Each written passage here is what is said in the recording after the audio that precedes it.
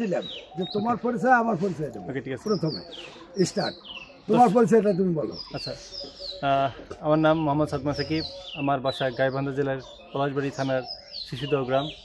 আর আমি বর্তমানে অবস্থান করছি রামচন্দ্রপুর গ্রামের ৭১-এর বদ্ধভূমিতে। আর ৭১-এর বদ্ধভূমি যেখানে, তার সেই এলাকারই একজন আমাদের কাকা। এখন আপনার পরিচয়টা? হ্যাঁ, আমি কোনারাম বর্মন। আমি প্রাইমারিতে শিক্ষকতা করছিলাম, নয়। এবং এই যে মোড়ের যে হলুদ বিল্ডিংটা, প্রাচীর বেষ্টন, ওইটা আমার শেষ কর্মদিবস। আচ্ছা। আর এই ৭১-এ এই জমিটা একই জনের থাকে, কিন্তু এটা হিন্দুদের। কোনো হিন্দু তুলে ধরেনি, তুলে ধরলে কাজ অবশ্যই হতো। সরকারের কাছে তার জাতির প্রশ্ন নেই।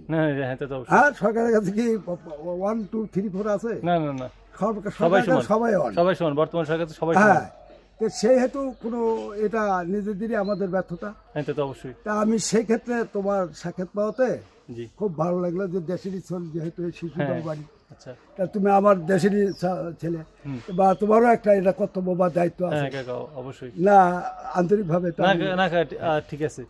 তাহলে কাকা, আপনাদের এখানে মূল সমস্যাটা হচ্ছে যে আমি যে জায়গায় অবস্থান করছি, এটা কিন্তু একটা বদ্ধভূমির মতো এলাকা, এবং এই জায়গাটা কিন্তু বদ্ধভূমির মধ্যে।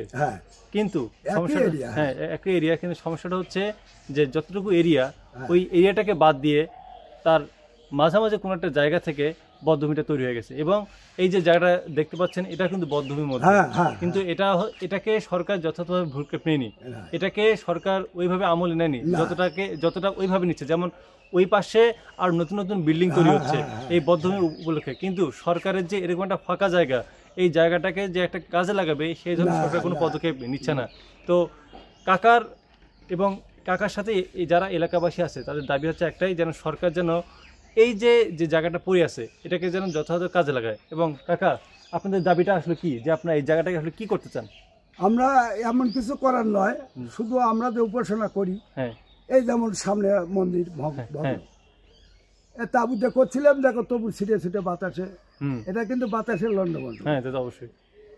এখন আমি চাচ্ছি এইটুকুই, যে সরকার ওইদিকে দেখতেছে এত কিছু, একটু 5টা ফিরলেই তো এদিকেও অনেক কিছু না হোক, অন্তত আমরা চলার মতো হই, আমরা একটু উপাসনা করার সুযোগ সুবিধা মেজাটা করলে, এই ফ্লোরটাই যদি করে দেয়। আচ্ছা, তার মানে কাকা, আপনাদের দাবিটা হচ্ছে যেন এই যে একটা অগোছালো এরিয়াটা, এই এরিয়াটা যেন সরকার একটা এরকম যেন টাইলসে একটা ব্যবস্থা করে দেয়, একটা সুন্দর যেন একটা ব্যবস্থা করে দেয়, যেখানে যেন আপনারা হিন্দুরা গিয়ে উপাসনা করতে পারি। এবং আরো একটা ঘটনা আছে, সেটা হলো কি, একটু এইদিকে তাকাও, সেটা এই যে এটা একটা কিন্তু কবরস্থান। হ্যাঁ, এটা একটা কবরস্থান। হ্যাঁ, আপনি তো বললেন যে এটা ওলি। হ্যাঁ, কিন্তু সেটা পীর ওলিয়া আউলিয়া গাউস কুতুব যেমন, ইনি একজন আউলিয়া ছিলেন। হ্যাঁ, এই এলাকায় হিন্দুদের ভেতর থাকলে এই জমি আলার ফ্যামিলির, সে হলো পীর, ওনাকে মুরিদ করলে উনি এখানে দেহ রাখে, মারা যান।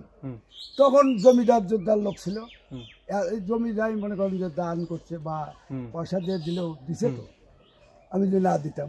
অবশ্যই। তো এখন এই ব্যক্তি ভেতরে বাড়ি করছে, আছে তারা, তার ছেলেরাও আছে।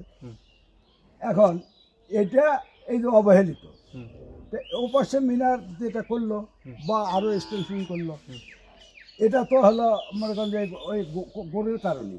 ৭১-এ এখানেও তো হিন্দুদেরও তো আছে, 10টা লাশ আছে হিন্দুদের 10টা, আর এই বাকিগুলো মুসলমান।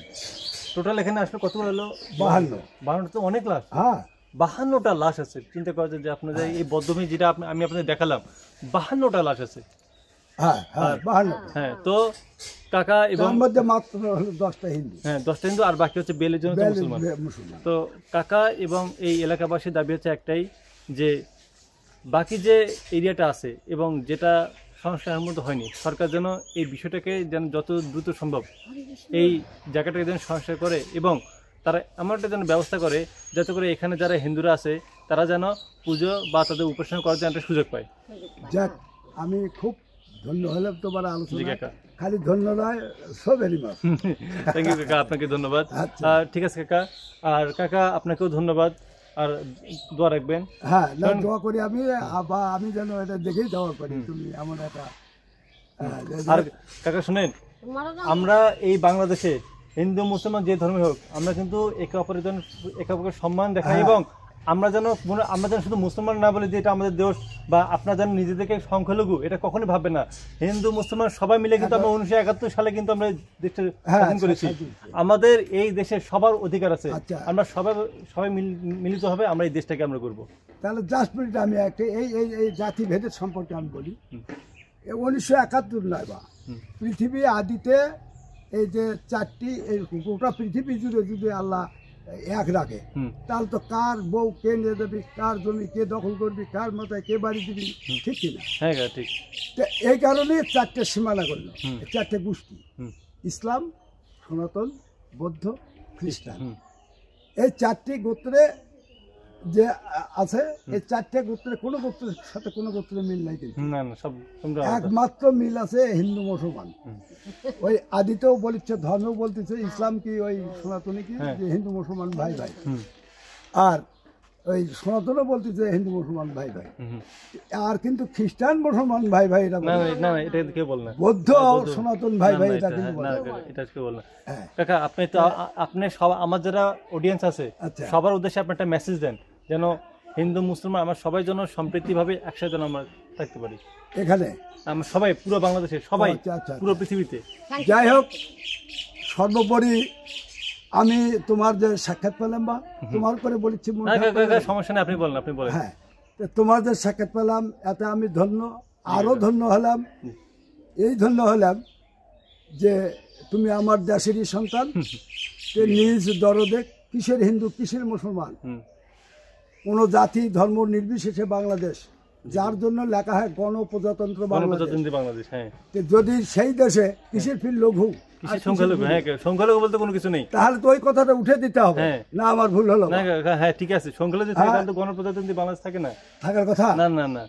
আমি সেই লক্ষ্যে তরুণরা এগিয়ে আসছে, এই যে তোমরা নতুনেরা এগিয়ে আসছে, আমি আশীর্বাদ করি তোমরা যেন এই বাংলাদেশকে সমৃদ্ধশালী, শক্তিশালী এবং সোনার বাংলায় গড়ে তুলতে পারেন, এটা আমি আশীর্বাদ করি এবং দোয়াও রাখি আপনাকে। আর সেই জন্য গডকেও আমি বলতেছি, এই কৃষ্ণচূড়া গাছ দেখো বিশাল ব্যাপার এটা। ঠিক আছে, ভালো থাকেন। হ্যাঁ, ঠিক আছে, আপনাকে অসংখ্য ধন্যবাদ। আচ্ছা, ঠিক আছে, তোমাকেও ধন্যবাদ।